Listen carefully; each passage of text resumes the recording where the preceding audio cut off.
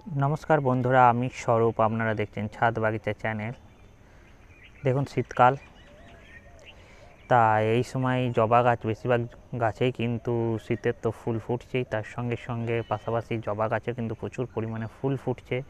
আপনাদের গাছে অনেকের গাছে ফুলের কুঁড়ি ঝরে যাচ্ছে, পাতা ঝরে যাচ্ছে, হলুদ হয়ে যাচ্ছে, তাই অনেকের গাছের কোনো গ্রোথ নেই, বৃদ্ধি নেই।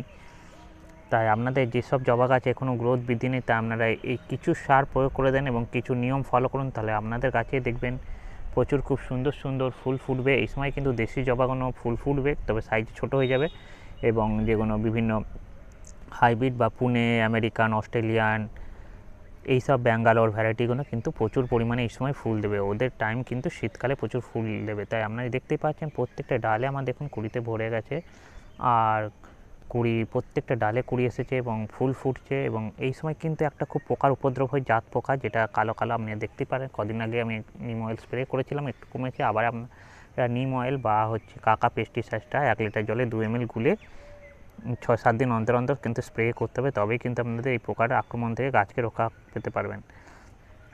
তাই এই সময় বলে দিই আপনারা কী সার প্রয়োগ করলে আপনাদের গাছে এরকম সুন্দর মিষ্টি কালার এরকম জবা ফুটবে এবং গাছ একদম ভরে যাবে ফুলে। তার কিছু টিপস অবশ্যই আজই সেইটাই নিয়ে একটা ভিডিও, চলুন দেখে নেওয়া যাক। দেখুন এইদিকে আমার দুটো জবা গাছ আছে, একটা হলুদ একটা গোলাপি, এখানে একটা লাল আছে। তবে এটাতে আমার স্প্রে করা হয়নি, এটাতে একটু পোকা বেশি আক্রমণ করছে। এইটাকে গাছকে সুস্থ রাখতে গেলে প্রথমে হচ্ছে এই পোকামাকড় থেকে গাছকে কিন্তু ভালো রাখতে হবে। যদি গাছে কোনো পোকা না থাকে অহেতু কিন্তু আপনারা কোনো স্প্রে করবেন না, তাতে গাছে ক্ষতি হবে। তাই পোকা না থাকলে কোনো পেস্টিসাইড বা কীটনাশক স্প্রে করা কোনো দরকার নেই। তাই প্রথমে দেখুন আমি যে সারটা গাছে প্রয়োগ করব, দেখতেই পাচ্ছেন এই যে এই সারটা 1 কাপ দিয়ে দেবেন প্রত্যেক জবা গাছের গোড়ায় 2-3 দিন অন্তর অন্তর। কী সার এটা আমি দিচ্ছি, যে আমরা ঘুঁটে সেটাকে ভিজিয়ে রাখবেন জলে, 2-3 দিন ভিজিয়ে রাখার পর যখন এটা কালো হয়ে যাবে, সেটা আপনারা একটু অল্প পরিমাণ জল মিশিয়ে নেবেন। এর সাথে আমি অল্প পরিমাণ জল মিশিয়ে নিয়েছি এবং পাতলা করে প্রত্যেক গাছের গোড়ায় 1 গ্লাস করে দিয়ে দেবেন। জবা গাছ হোক, আপনার যে কোনো ফুল গাছও দিতে পারেন, এটা কোনো অসুবিধা নেই। এখানে একটা জবা আছে, এখানে এটা প্রথমে দিতে হবে আপনাকে। এটাই যে সারটা দেওয়া হয়ে গেল, এর ঠিক 3-4 দিন পর আবার একটা সার আপনাদেরকে অবশ্যই দিতে হবে গাছের গ্রোথ বাড়াবার জন্য এবং গাছে ফুল আনতে খুব ভালো একটা উপকারী সার হচ্ছে এই দেখুন কলা খোসা।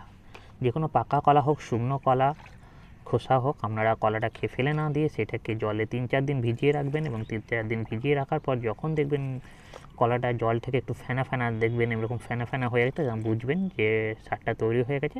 ঠিক তারপরে 1 গ্লাস অল্প পরিমাণ করে গাছের গোড়ায় দিয়ে দেবেন এবং অবশ্যই খেয়াল রাখতে হবে দিনের বেলা অবশ্যই দেবেন, বিকেল বা সন্ধ্যের দিকে দেবেন না, তাহলে খুব ভালো হয় সারটা দিলে।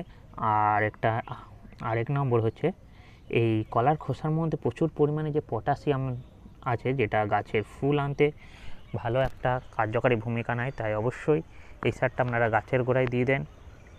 3-4 দিন পর অন্য একটা আমি গাছে দিলাম, এটা 3 দিন পর আবার রিপিট করবেন। একদিন ঘুঁটে ভেজানো জল আর একদিন হচ্ছে কলার খোসা ভেজানো জল, এই দুটো আপনারা অল্টারনেট দেন এবং আপনাদের গাছে দেখবেন প্রচুর পরিমাণে ফুল আসছে এবং ফুলের সাইজ খুব সুন্দর হচ্ছে। আর একটা হচ্ছে আপনি গাছগুলোকে মাঝে মধ্যে স্নান করে দেবেন 3-4 দিন অন্তর জলে স্প্রে করে, তাহলে যে মাকড় বা স্পাইডার সেগুলো কিন্তু গাছে বসবে না এবং গাছে আসবে না।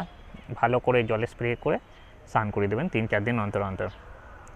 আরেকটা খেয়াল রাখতে হবে গাছের গোড়ায় যাতে জল না জমে, গাছের গোড়া নষ্ট হয়ে যায়। দেখুন শীতকালে বেশি জলের প্রয়োজন হয় না, একদিন অন্তর অন্তর আপনারা জল দিলে গাছে জল মোটামুটি পেয়ে যাবে। তাই কারণ শীতকালে এমনি দিনের বেলাটা কমে যায়, সূর্যের আলো কমে যায়, তাই আপনারা অবশ্যই একদিন অন্তর অন্তর গাছের গোড়ায় জল দেন। মাটিটা দেখে দেবেন, শুকিয়ে গেলে অবশ্যই জল দিয়ে দেবেন, শুকিয়ে গেলে রাখবেন না। শুকিয়ে যদি একদিনের পর একদিন শুকিয়ে যায় তাহলে অবশ্যই জল দিয়ে দেবেন।